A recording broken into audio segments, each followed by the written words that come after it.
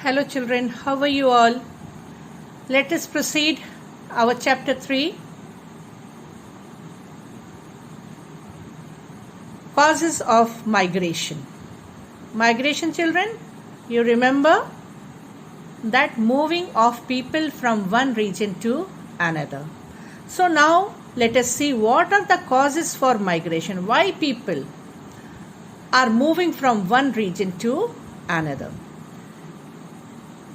They move from one region to another or across international boundaries due to various regions which can be grouped under two categories. One is push factor and other is pull factor.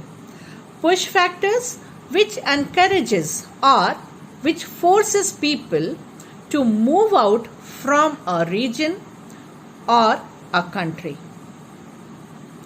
In case of internal migration, the common push factors are poverty, like from rural areas to here such movement will take place from the rural areas to the urban areas, unemployment, poor infrastructure. Here I would like to tell what is infrastructure. It is the fundamental facilities and systems serving a country, city or area as transport or communication systems, power plants, schools, etc. So in the rural areas you will find such facilities are not available and lack of social amenities. So the rural people, they are pushed to move towards the urban regions. Internationally, the push factors are overpopulation, lack of employment opportunities, low standard of living and lack of social services. So to seek good employment and high standard of living, people leave their own country and move to the developed nations. Now pull factors. A pull factor is something that encourages or attracts people to move into a region or a country from elsewhere. The important pull factors for both internal and international migration are better employment opportunity, better infrastructure, higher standard of living. Infrastructure, just I have made it clear. What is it? Higher standard of living, more access to education and other facilities, and a stable economy and political condition. Some of the urban agglomeration which have attracted a large number of migrants population are Shanghai, Beijing, Mumbai, Delhi, Jakarta, Osaka, Tokyo, Seoul, Manila. These all places, children, you need to find out in the world map, and this will be your homework.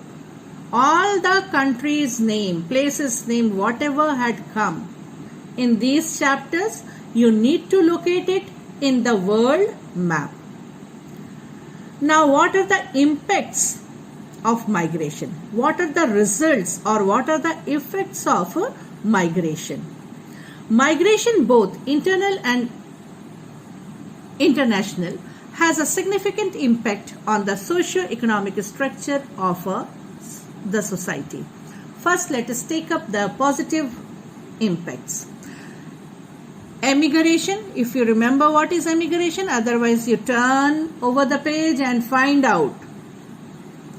Reduces pressure of population from the rural areas and overpopulated countries.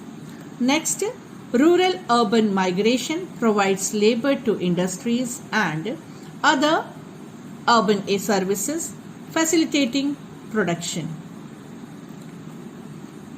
Children, here I forgot to explain what is agglomerations. Sorry for this. This is the group or the cluster of urban or the cities. Group or cluster of urban. Now let us move to the third positive impact of migration. Immigration adds to the human resources of underpopulated countries, thereby enhancing economic growth. If people moving to the underpopulated countries, then more human resources are given to that underpopulated countries, so it will enhance, it will improve the economic growth of that underpopulated country. Fourth point, rural communities and sending countries benefit due to money that is sent home, thereby increasing household incomes and promoting economic development. So people who leave the rural areas and moving to the urban areas, when they earn, they send the money to their home. So the rural areas are getting the money due to migration of their family members. Immigrants bring their own customs and traditions and thus enrich the cultural diversity and of the receiving country. So the immigrants, they bring their customs, whatever traditions they have, and this what they mix it with the culture system of that receiving country where they move. Negative, large scale rural urban migration leads to shortage in supply of agricultural labor, because if people move from the rural areas, then for doing agriculture there will be less number of people, so it will affect the agricultural work.